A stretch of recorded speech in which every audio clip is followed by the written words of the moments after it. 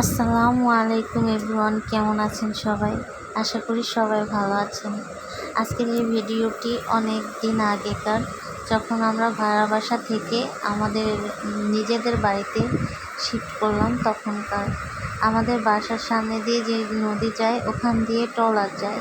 তো ট্রলার ভর্তি গাছ দেখে আমরা ডাক দিই আর গাছ কেনার জন্য, কারণ আমাদের তো নতুন বাড়ি, এখনও কোনো গাছ লাগানো হয়নি।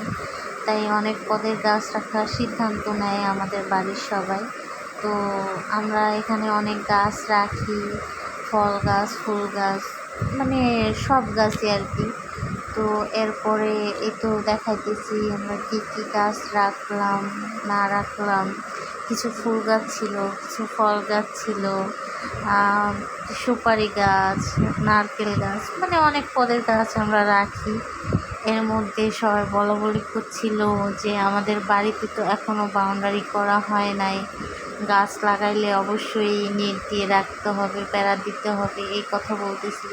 এই ফুল গাছটা অনেক সুন্দর, তাই না? আমড়া গাছটাও মাশাআল্লাহ অনেক সুন্দর ছিল।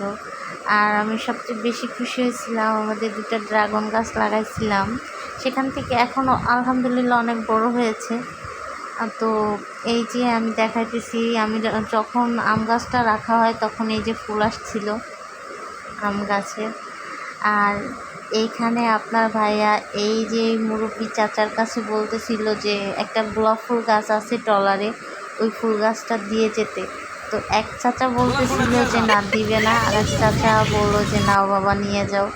তো এইভাবে আর কি রাখা হয়। সর্বশেষ এই যে আমরা গাছ রাখলাম, কিছু আম গাছ, মানে অনেকগুলাই আম গাছ, মালটা গাছ, ফল গাছের মধ্যে ভালো অনেক পদের ফল গাছ রাখা হয়। এই যে সেই গোলাপ ফুল গাছটা।